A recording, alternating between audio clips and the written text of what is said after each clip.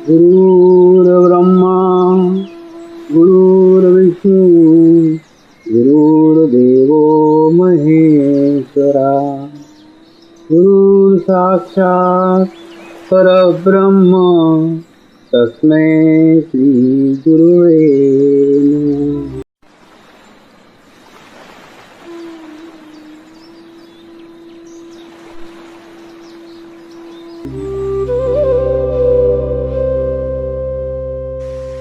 मैं एक पवित्र आत्मा हूं, यानी मैं शरीर नहीं हूं।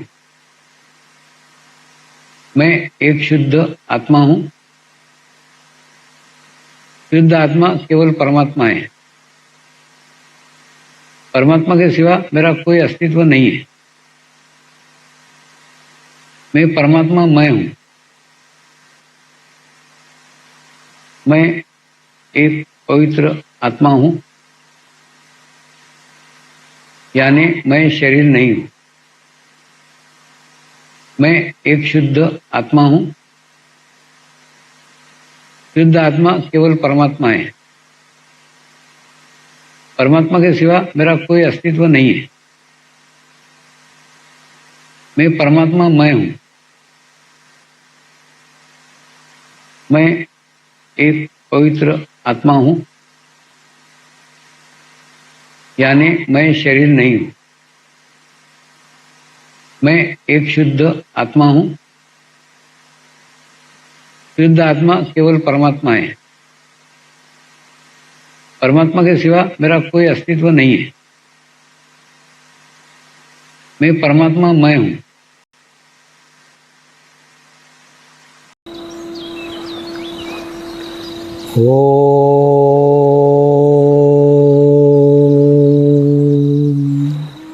श्री शिवकृपानंद स्वामी नमो नमः। ओम श्री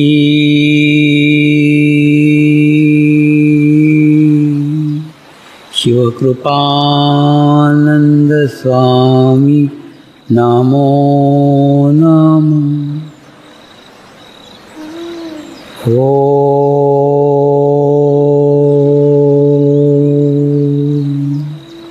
श्री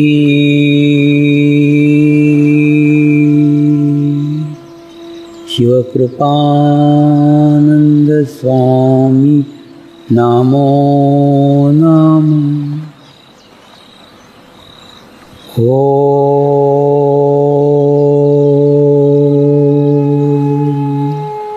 श्री शिवकृपानंद स्वामी नमो नमः। ओम श्री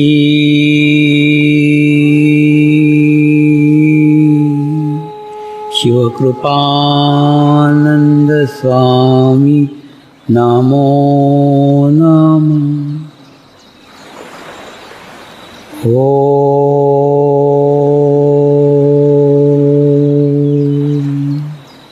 श्री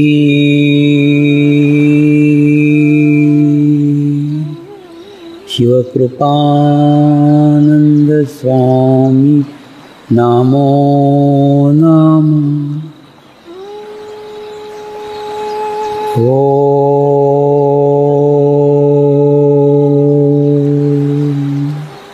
श्री शिवकृपानंद स्वामी नमो नमः।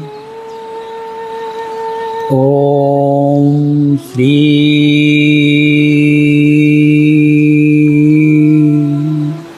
शिवकृपानंद स्वामी नमो नमः।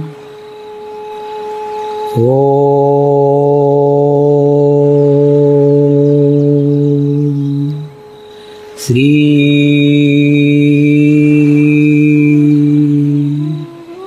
शिवकृपानंद स्वामी नमो नमः।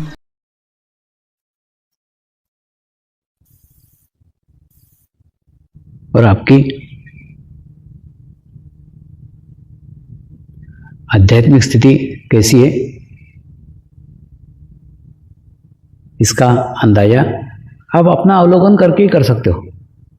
आपके कितने लोगों से अच्छे मधुर संबंध है, कितने लोगों के प्रति आपके मन में सद्भावना है, कितने लोगों से आपका अच्छा व्यवहार है, कितने लोग आपको पसंद करते हैं। अब बैठो ना, शांति के साथ बैठो और अवलोकन करो, बराबर मालूम पड़ेगा। मैं बार बार आध्यात्मिक स्थिति कर रहा हूं और ध्यान कर रहा हूं।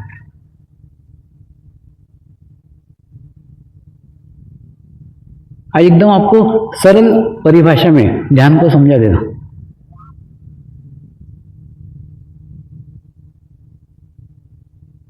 सामान्यतः मनुष्य का शरीर का नियंत्रण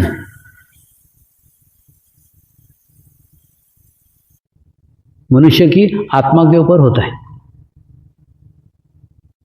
यानी शरीर के अधीन आत्मा रहती है। मनुष्य शरीर का गुलाम रहता है, शरीर जैसा बोलेगा वैसा वो करेगा। शरीर सदैव सुख की इच्छा नहीं करता, सुविधा की इच्छा करता है, कंफर्ट चाहिए। और आत्मा सुविधा की इच्छा नहीं करता, वो सुख की इच्छा करता है, सुख मिलना चाहिए। ये दोनों अलग अलग है।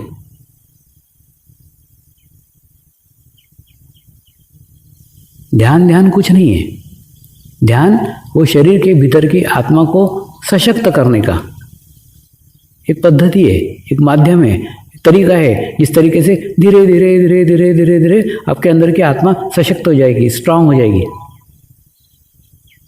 और स्ट्रांग हो जाने के बाद में फिर उस आत्मा के नियंत्रण में शरीर रहेगा और फिर आप ही आपके गुरु हो जाओगे। सभी धर्मों का एक ही सार है, सभी धर्मों में एक ही बात कही हुई है, अच्छी बातें करो और बुरी बातें छोड़ दो। तो ये पहचान कौन करेगा? और किसी नियम से, किसी कानून से, किसी व्यवस्था से ये किया जा सकता है कि नहीं? ये आपके अंदर का खुद का भाव आपको बता सकता है। अगर आपकी आत्मा जागरूक है तो आपको बराबर बताएगी ये गलत कार्य नहीं करना चाहिए।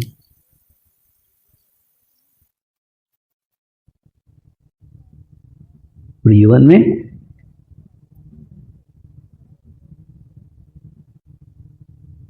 किसी भी चीज का डर मत रखो, किसी भी चीज का भय मत रखो। अगर डरना ही है, भय ही करना है, तो आत्मा के रूप में आपके भीतर जो शिव बैठे हुए हैं उनसे डरो, क्योंकि उनके नज़र में एक बार अगर आप गिर गए तो दुनिया में किसी की नज़र में नहीं उठ पाओगे।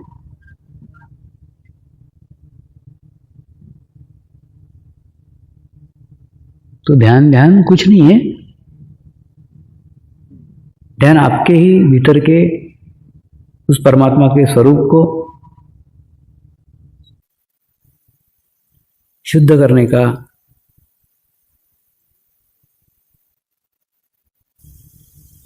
सशक्त करने का, पवित्र करने का एक तरीका है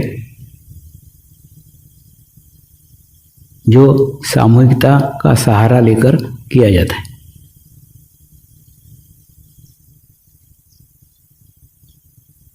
सामूहिकता का सहारा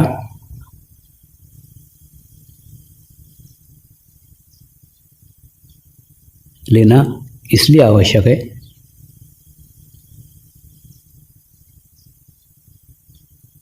कि कोई भी व्यक्ति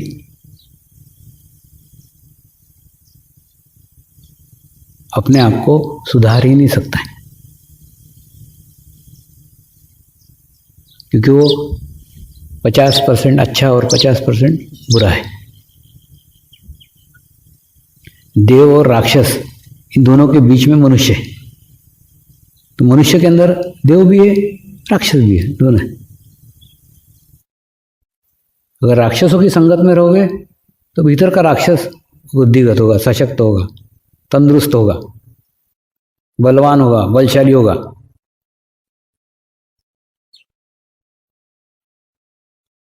अगर देव के सानिध्य में रहोगे, परमात्मा के सानिध्य में रहोगे,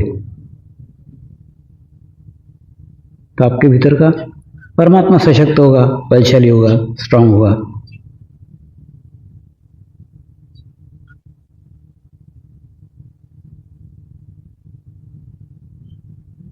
रास्ते पे चलती हुई गाड़ी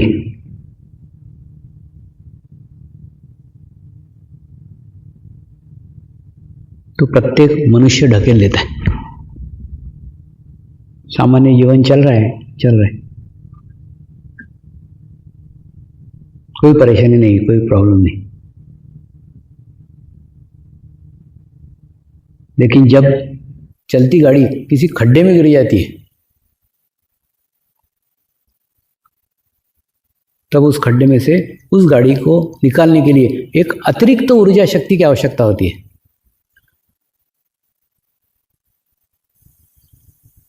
वो अतिरिक्त ऊर्जा शक्ति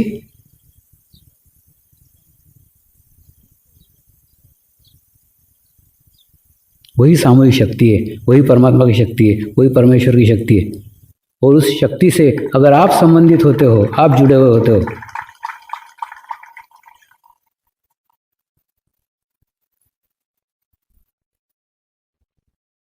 तो बड़ी से बड़ी घटना भी, खराब से खराब स्थिति भी आपके जीवन में कब आकर चली गई, आपको आपका भी पता नहीं चलता।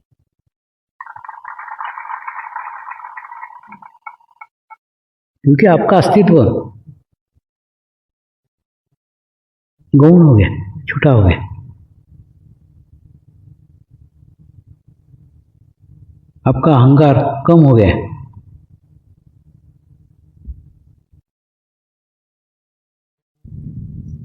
ऐसे समय ही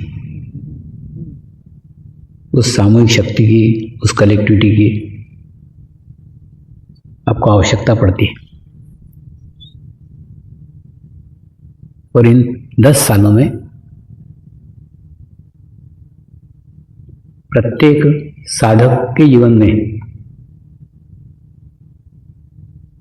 अलग अलग अनुभव आए हैं और उनके जीवन के बुरे से बुरे क्षण भी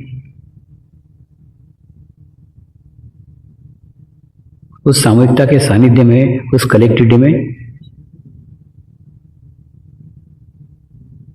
कैसे चले गए, उसका उसको भी पता नहीं चला।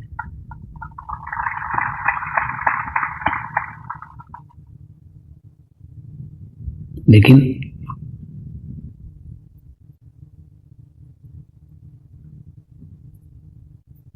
ये बाय प्रोडक्ट है।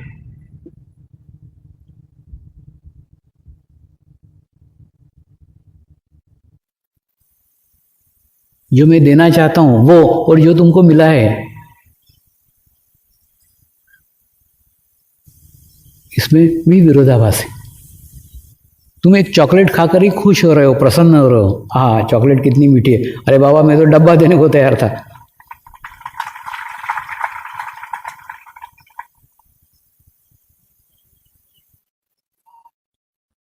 तो जो मिला है वही ध्यान का उद्देश्य है, ये समझ करके बैठ मत जाओ।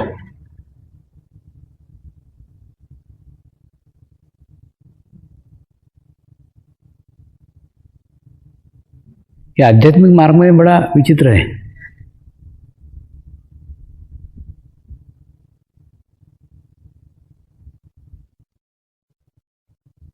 कोई भी स्थिति परमानेंट नहीं रहती, उसको बनाए रखना पड़ता है। जैसे खाते ऊंचे पहाड़ के ऊपर चढ़े गए या ऊंचे शिखर के ऊपर चढ़ गए, तो उस शिखर पे जाकर बैठना, वहां स्थायी रहना बड़ा कठिन है। वहां रहने के लिए भी प्रयास करना पड़ता है, प्रयत्न करना पड़ता है। इसलिए एक दिन स्थिति मिल गई ऐसा नहीं, उस स्थिति को निरंतर बनाए रखना पड़ेगा। इस शरीर के ऊपर आसपास के वैचारिक प्रदूषण का प्रभाव पड़ते रहता है।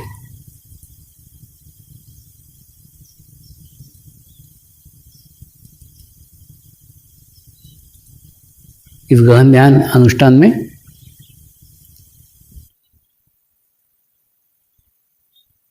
ये वैचारिक प्रदूषण का प्रभाव मैंने कपड़ों के ऊपर भी देखा।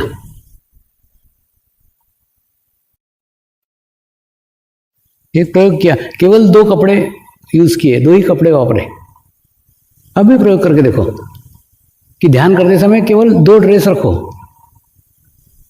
एक ड्रेस धोई, दूसरे दिन पहनी, दूसरी धोई, तीसरे दिन पहनी, तो जितनी फ्रेश माने कल धुली हुई कपड़े के अंदर जितना अच्छी ऊर्जा, जितनी अच्छी एनर्जी, जितना अच्छा ध्यान आपका लगता है वो 10 दिन पहले के धोए हुए कपड़ों में नहीं लगता। क्योंकि 10 दिन के अंदर बहुत सारी मैल, बहुत सारे विचार उन कपड़ों को भी प्रभावित करते। तो जब कपड़े भी प्रदूषित हो रहे हैं तो शरीर तो हो ही सकता है। क्योंकि अपन, मैंने बताया ना, अपन कोई हिमालय में नहीं बैठे हैं, हम मनुष्य समाज के अंदर बैठे हुए हैं और अति वैचारिक प्रदूषण का प्रभाव हमारे ऊपर भी पड़ेगा ही। इसलिए निरंतर चित्त को शुद्ध रखने की, निरंतर चित्त को पवित्र रखने की, निरंतर चित्त को अच्छा रखने की आवश्यकता है। ये सतत अभ्यास है, एक दिन में कुछ करने से हो जाएगा ऐसा नहीं है।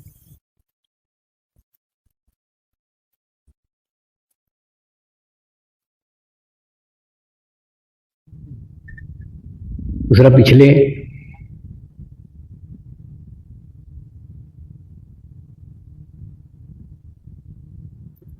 8 सालों की तपस्या के बाद जिस प्रकार हम हमारी भूतकाल की झाड़ियां,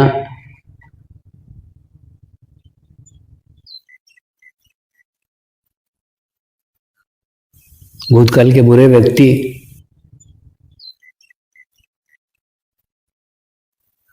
निकालने में सफल हुए, ठीक उसी प्रकार से इस आश्रम की भी झाड़ियां निकालने में सफल हुए हैं। वो आपको मैदान नजर आ रहा है, लेकिन आगे का कार्य अभी बाकी है। अभी शीघ्र ही गुरु शक्ति धाम का निर्माण होने जा रहा है।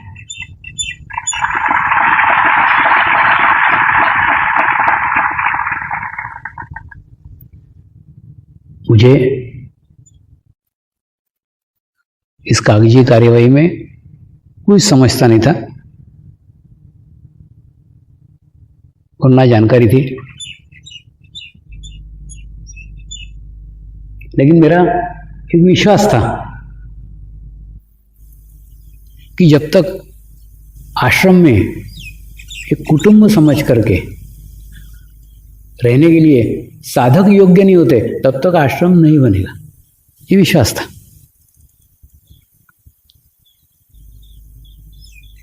इसीलिए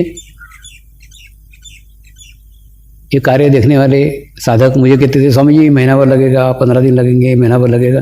मैं एकदम शांत रहता था, मैं बोलता था मैं कभी पूछता ही नहीं कब कितना दिन लगेगा। और तू भी शांत रहे, अभी दिल्ली दूर है, शांति से रहे, आराम से रहे, क्योंकि ये छोटा मोटा कार्य नहीं है ना। ये कार्य वह कार्य है जिस कार्य से अगले 800 साल प्रभावित होने वाले हैं।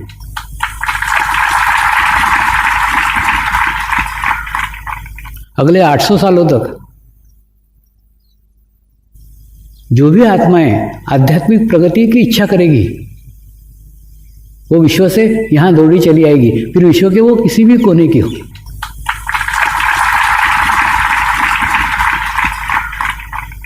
तो जितना बड़ा बिल्डिंग रहता है ना, उतनी गहरी उसकी नींव रहती है। तो 800 साल के कार्य के लिए 8 साल तो कुछ भी नहीं है।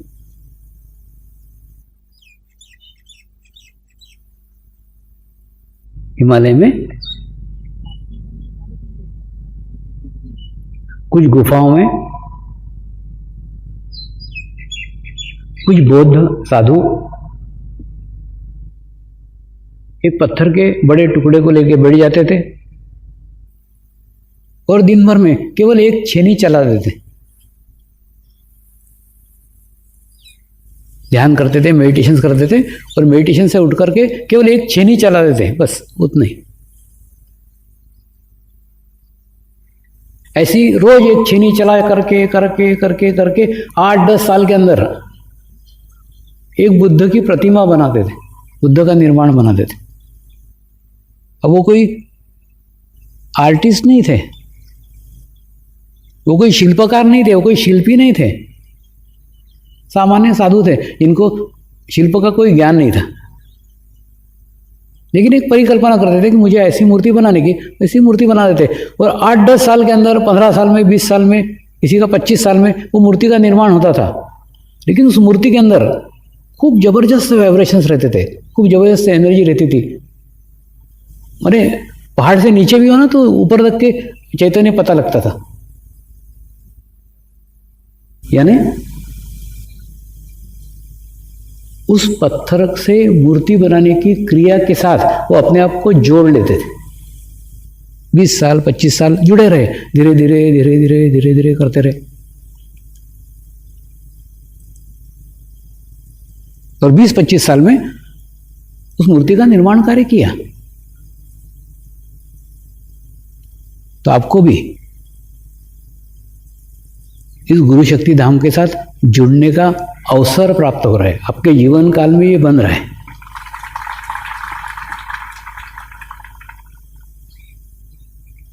वो तो बनेगा ही, लेकिन आप किसी ना किसी माध्यम से, किसी ना किसी रूप से जुड़िए उसके साथ। तो जैसे जैसे उसका डेवलपमेंट होगा, जैसे जैसे उसका विकास होगा, उसके साथ साथ आपका भी विकास होगा, आपकी भी आध्यात्मिक प्रगति होगी।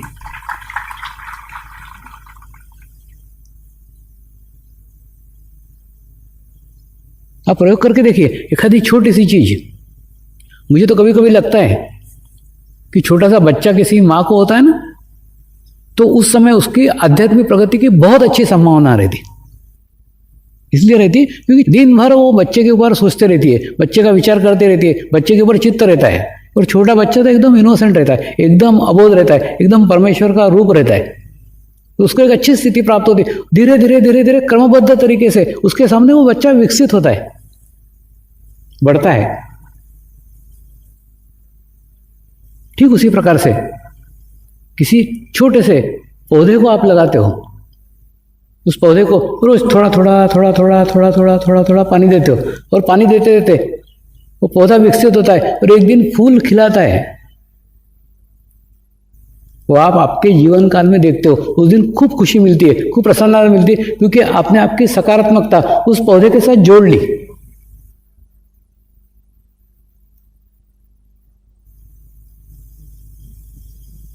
ठीक उसी प्रकार से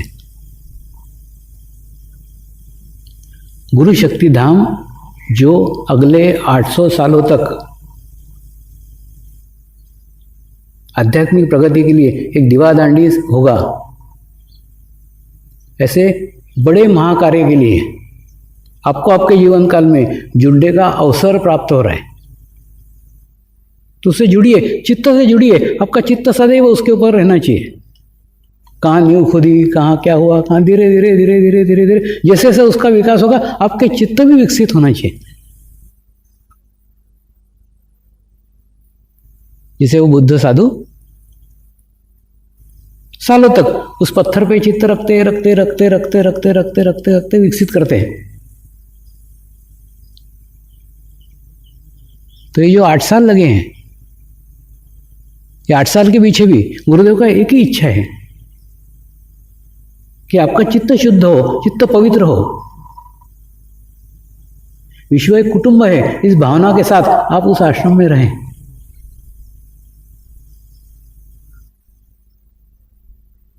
वो 8 साल पहले बमुल की झाड़ियां देख करके ही ये कार्य कितना लंबा है, कितना कठिन है, इसका अंदाजा मुझे उसी समय आ गया था। इसलिए तब से मैं एकदम शांत हूँ, कभी जल्दी नहीं रहती है, कभी हड़बड़ नहीं रहती है, चुपचाप होकर देखते रहता हूँ। क्योंकि मुझे पूर्ण विश्वास है ना, ये ईश्वर का कार्य है। ईश्वर जब चाहेगा वो होगा ही, उसको कोई नहीं रोक सकता। सिर्फ हम उसके उपयुक्त नहीं है। हम जिस दिन उपयुक्त हो गए वो तो उपयुक्त है ही।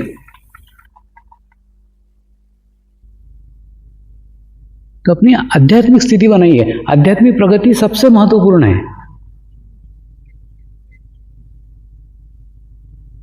एक अच्छा चित्त को विकसित करने का अवसर,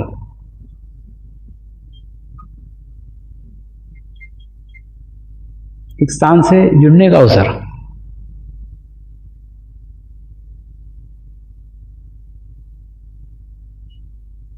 इस गुरु शक्ति धाम के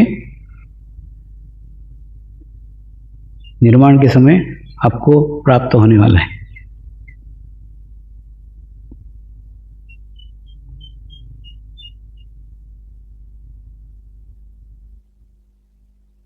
निर्माण कार्य करते समय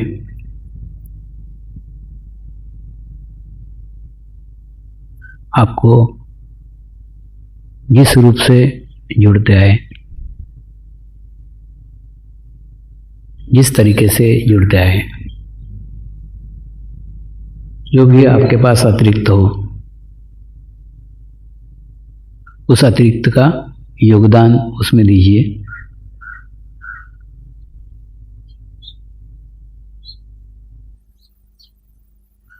और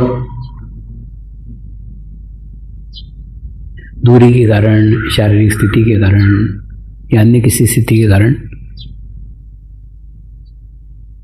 कोई योगदान देने में अड़चन हो, तो आसान तरीका है, आप प्रार्थना से जुड़िए, प्रेयर से जुड़िए। रोज ध्यान करते समय प्रार्थना करो, तो गुरु शक्ति धाम के साथ जुड़ रही हूँ, फिर इच्छा है उसका निर्माण कार्य जल्दी से जल्दी हो। हजारों पवित्र आत्माएं जो अपनी आध्यात्मिक प्रगति करना चाहती है, आध्यात्मिक प्रोग्रेस करना चाहती है, उन आत्माओं तक पहुंचने का मार्ग वो बने। प्रार्थना से जुड़ो, प्रेयर से जुड़ो।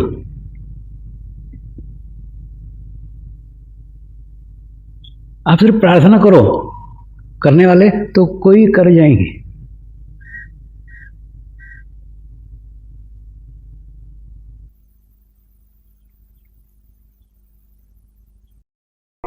प्रार्थना करेंगे। हे परमात्मा, हम सभी पवित्र आत्माएं आपको हृदय से प्रार्थना करते हैं कि सारे विश्व में शांति हो, सारे विश्व के आत्माओं की आध्यात्मिक उन्नति हो एवं सर्वांगीण उन्नति हो। यही हम सब आत्माओं की शुद्ध इच्छा है।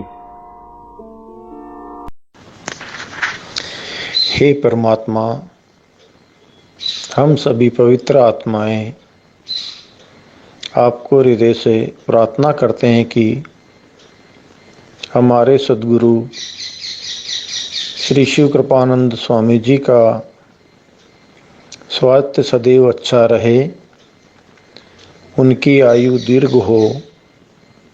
यही हम सब आत्माओं की शुद्ध प्रार्थना है, शुद्ध प्रार्थना है, शुद्ध प्रार्थना है। शांति पाठ करेंगे। ओम